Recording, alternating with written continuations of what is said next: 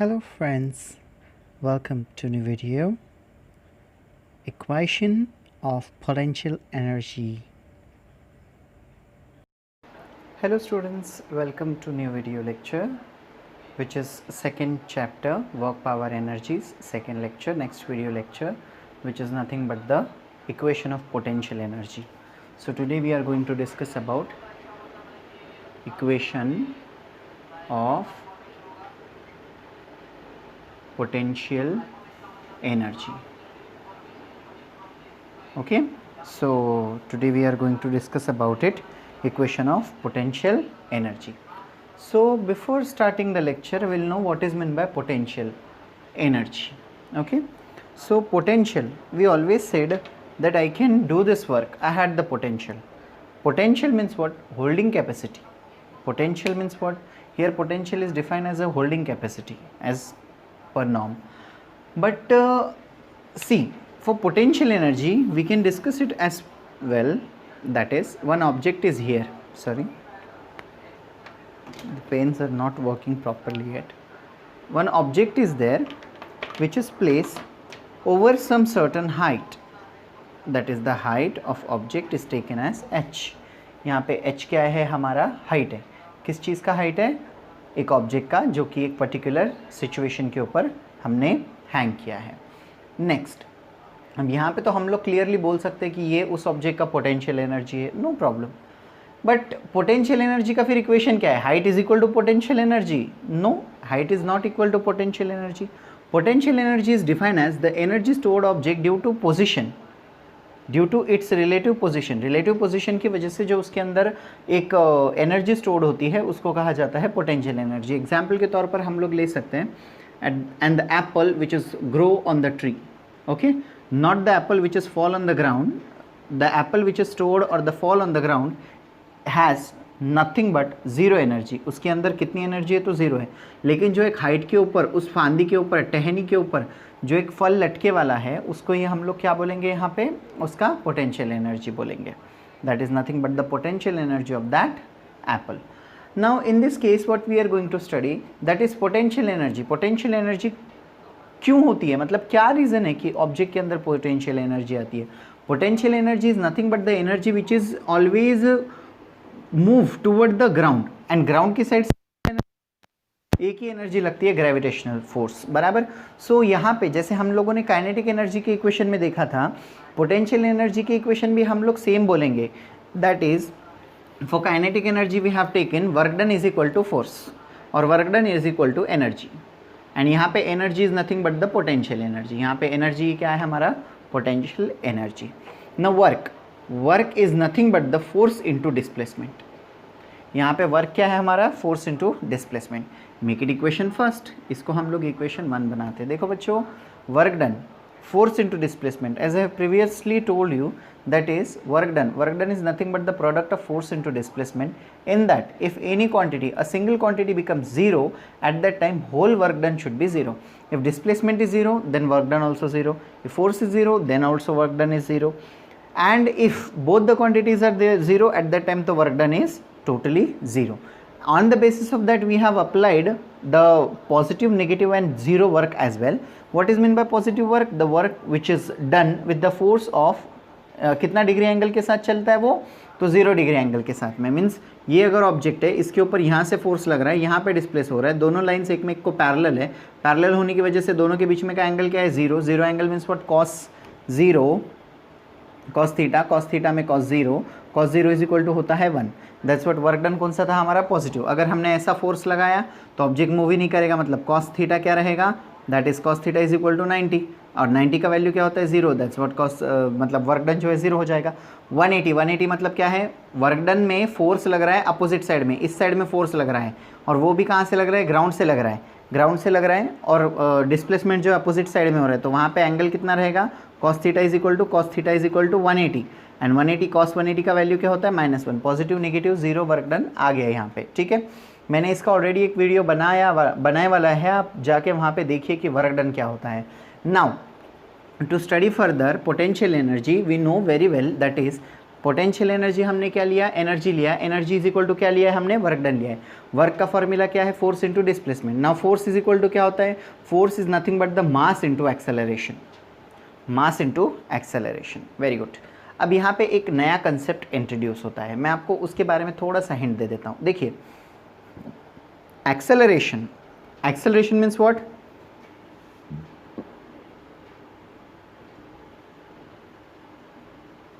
change in velocity divided by time। Acceleration क्या होता है, change in velocity that is v minus u upon T. ये क्या होता है, हमारा एक्सेलरेशन होता है, नो प्रॉब्लम, यही हमारा एक्सेलरेशन होता है, we know very well. Next, अब एक्सेलरेशन है हमारे पास v minus u upon t का। अच्छा, यहाँ पे ऑब्जेक्ट एक्सेलरेट कर रहा है क्या, ऑब्वियसली कर रहा है, एक हाइट के ऊपर ऑब्जेक्ट है, पर्टिकुलरली यहाँ पे ऑब्जेक्ट कहाँ पे स्टोर्ड है, एक हाइट के ऊपर, एक सर्टन हाइट के ऊपर ऑब्जेक्ट को हमने रखा है। दैट्स वाई यहाँ पे इस ऑब्जेक्ट के अंदर जो हाइट है, हाइट की वजह से उसके ऊपर कौन सा फोर्स लग रहा है, ऑटोमेटिकली ग्रेविटेशनल फोर्स लग रहा है। और ये ग्रेविटेशनल फोर्स की वजह से अगर ये ऑब्जेक्ट नीचे गिरना शुरू हुआ तो ये डिस्प्लेसमेंट कितना करेगा, जितनी उसकी हाइट है उतना डिस्प्लेसमेंट करेगा, मतलब जितना यच है उतना उसका यस रहेगा, which means S is nothing but the h. हम लोग यहाँ पे बाद में यस इज इक्वल टू क्या लेंगे, हम लोग यच ले लेंगे। नेक्स्ट, अब ये g क्या बन गया, a बन गया। यहाँ पे ये कंसेप्ट आया acceleration due to gravity, where a is equal to g and which is nothing but the acceleration due to gravity, acceleration due to gravity. अब ये होता क्यों है मैं बताता हूँ। ये पहले एक हाइट के ऊपर रखे वाला है, इनिशियल वेलोसिटी क्या होगा उसका, u इज इक्वल टू हो जाएगा 0, बराबर। नेक्स्ट, ये जैसे जैसे जैसे जैसे नीचे आ रहा है वैसे उसका फाइनल वेलोसिटी क्या होते जा रहा है, इंक्रीज होते जा रहा है। इसका मतलब here come final velocity is max, okay, up to this point final velocity is equal to max, okay, whenever it does not touches to the ground, just before touching the ground its final velocity becomes maximum, initial velocity is 0, final velocity will maximum, when it come toward the ground it velocity get increases, constantly it increases, or partially constantly it will be continuously increases up to one point, certain which point it is, before just before it hit the ground, just before hit the ground तक जो उसकी velocity है वो increase होते जा रही है। अच्छा, ये एक बात बताइए, एक सर्टन हाइट से उसको ग्राउंड पे जाने के लिए कुछ तो टाइम लगेगा, 1 second, 1 minute, 1 hour, 1 day, 1 year, 1 month, 1 week, कुछ तो लगेगा। Even a fraction of second भी लग सकता है, 0.01। अगर मैं इस पेन को यहाँ से छोड़ता हूँ और यहीं पे पकड़ता हूँ, यहाँ से छोड़ के यहीं पे पकड़ लिया, तो भी यहाँ पे फ्रैक्शन ऑफ सेकेंड लगता है, फ्रैक्शन ऑफ टाइम लगता है यहाँ पे। अब ये फ्रैक्शन ऑफ टाइम क्या है हमारा, तो फ्रैक्शन ऑफ टाइम क्या है, टाइम पीरियड है, बराबर। Fraction of time is nothing but the time period. यहाँ v u is equal to 0, v is equal to maximum, मतलब चेंज इन वेलोसिटी आ गई। चेंज इन वेलोसिटी हो रही है, किस वजह से हो रही है, ग्रेविटी की वजह से हो रही है। That's what such type of acceleration is known as acceleration due to gravity, and in that a is replaced by g। If object goes away from the earth surface, g is taken to be as negative. If object goes toward the earth surface, then g is taken to be as positive, because the direction also plays an important role. अगर object ऊपर जा रहा है, gravity नीचे खींच रही है, दोनों का अपोजिट डायरेक्शन है, इसलिए नेगेटिव g। अगर ग्रेविटी नीचे खींच रही है, ऑब्जेक्ट भी नीचे आ रहा है, तो वहाँ पे हम लोग पॉजिटिव लेते हैं, क्योंकि दोनों का डायरेक्शन क्या होता है, एक होता है। तो अब हम लोग यहाँ पे क्या करेंगे, एक्सेलरेशन ड्यू टू ग्रेविटी का एक डेफिनेशन आप लर्न कर लीजिए, लिख लीजिए। Acceleration produce due because of, acceleration produces because of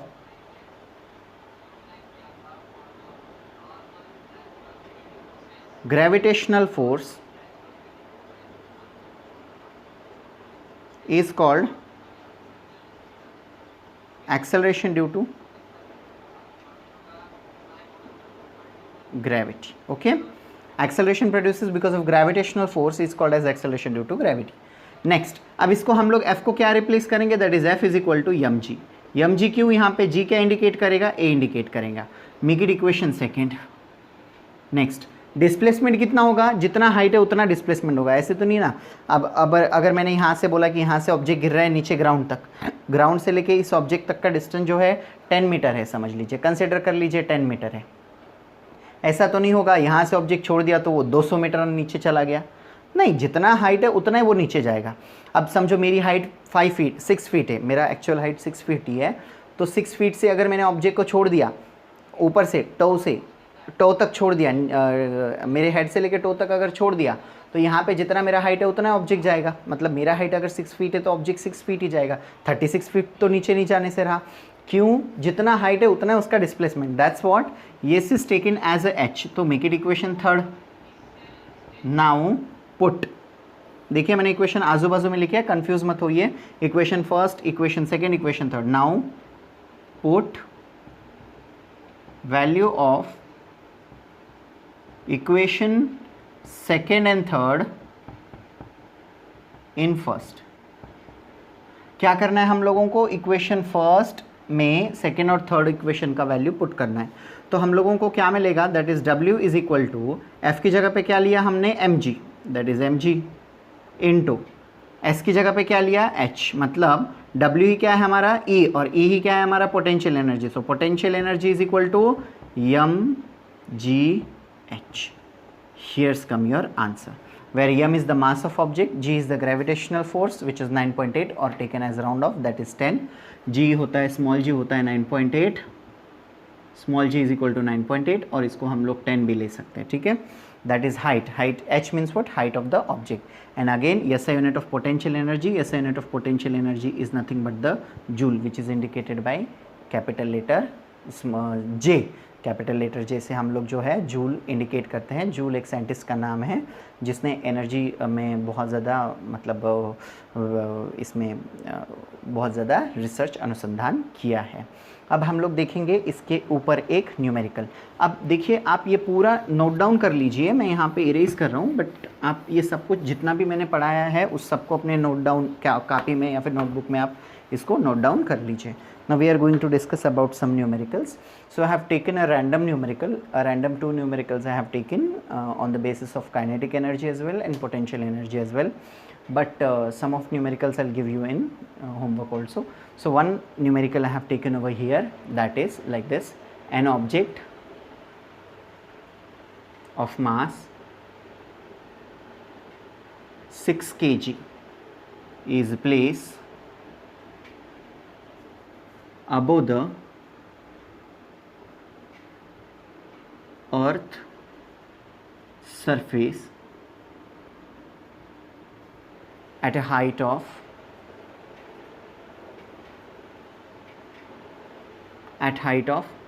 100 centimetre. कितना बोला मैं? 100 centimetre. Calculate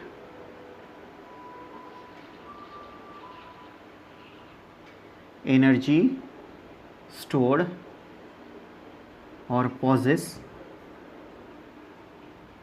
in the object। Okay, bracket में देता हूँ take g is equal to 10 metre per second square. Okay, देखिए यहाँ पे यूनिट भी मीटर पर सेकेंड स्क्वायर है जो कि एक्सेलरेशन का यूनिट है metre per second square. Okay, next, as I previously told you, whenever the numericals are given at that time, first of all what we have to do, we have to just write down given data first. So given, what quantities we have gotten over here or what quantity we have given over here, that quantity we have to study first of all. So here 6 kg, kg means what? Mass, no problem, no doubt, kg is nothing but the mass, so mass is equal to 6 kg. Next, above the earth surface at a height, h is given, that is 100 centimeter. Okay, remember the quantity. Next, g also given, that is 10 meter per second square. What you exactly do, you'll take the formula, put the values, that is the values are exactly like that. mgh, आप क्या करोगे? Potential energy is equal to mgh, उसमें रखोगे 6 into 100 into 10 become 6000, बराबर, joule. Correct, यही आएगा ना आपका आंसर? करेक्ट है ना? अगर आपका आंसर 6000 जूल आता है तो आप एकदम करेक्ट नहीं हो, रॉन्ग इट इज। ये आंसर रॉन्ग है, this answer is wrong, totally wrong. I will tell you why.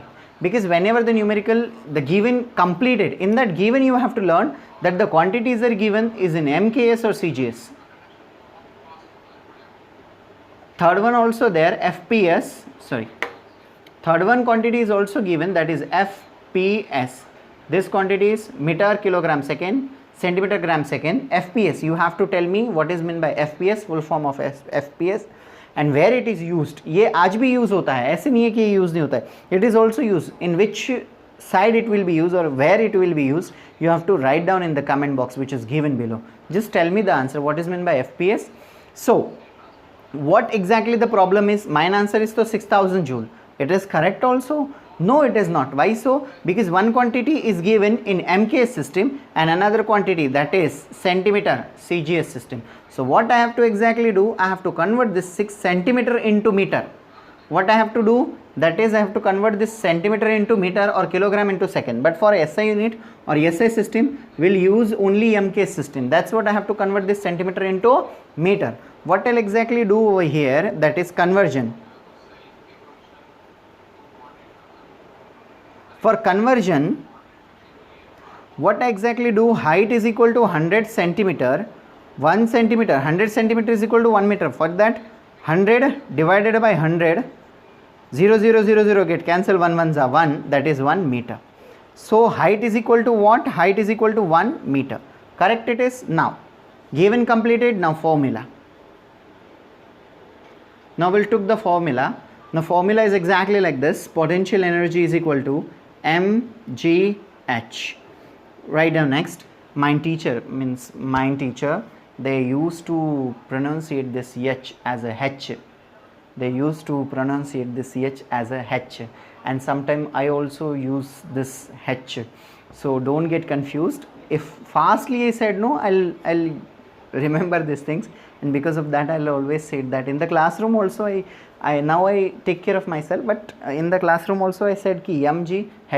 Okay, now so potential energy is equal to mgh. Next, what I exactly do this, m for 6 kg, I have taken here 6. Okay, for G is given already, we don't have to take 9.8. If given is there, we'll have to take that much only, and if it is not given, that at that time we'll take 9.8 or 10, doesn't matter. अब आप बोलोगे 9.8 लेना है 10 लेना, अगर given है तो जो given है वही लेना, और अगर given नहीं है तो 10 ही ले लेना. क्यों 10 लेना? क्योंकि मल्टीप्लिकेशन में बहुत ईजी जाता है. 9.8 से करते हो तो फिर उसके बाद में वो कैलकुलेशन थोड़ा सा बहुत ज़्यादा कॉम्प्लिकेटेड होता है, डिजिट डेसिमल सिस्टम आता है इस वजह से. So take G is equal to 10, h is equal to 1. Clear? Now what we can do here, 6 into 10 becomes 60. That's it. 6 into 10 becomes 60. That's it. Now what we are doing here, 60 joule. So what is our answer? Our answer is 60 joule. In previous answer is 6000 joule. पहला कौन सा answer आया था हमारा? 6000 joule आया था, और अभी कितना आया? 60 जूल. देखा कितने का डिफरेंस आया? Near about nothing but the, हम लोग बोल सकते हैं यहाँ पे near about thousands of difference यहाँ पे आया है. मतलब नियर अबाउट हमारा डिफरेंस होगा 5940 का. ओके, 5940 का डिफरेंस आया है, जबकि हमारा 6000 जूल आया था, ये एक्चुअल आया 60 joule. Okay, this is the answer. Now another numerical I will give you, and you have to just solve this numerical and write down the answer in the comment box. Okay, simple numerical is there, same exactly whatever the numerical is like that. I will give you direct one, that is an object kept at 60 meter above the earth surface, calculate mass of object, calculate the mass of object when its energy is 600 joule. Take G is equal to 10 meter per second square. Okay, this is your homework. Okay, you have to solve and you have to write down the answers in the comment box. Sorry, I hope you understand this phenomenon. If you have a doubt, so you can ask me in the comment box which is given below. Otherwise, don't forget to subscribe my channel and press that bell icon too, because of that you will get the notification. Whenever I'll upload the video, you will get the notification. I hope you enjoy this video. Thank you. I hope you understand this phenomenon. If you have a doubt, so ask me in the comment box which is given below. Otherwise, don't forget to like, share and subscribe my channel and turn on the bell notification. Whenever I upload the video, you'll get the notification. Thank you.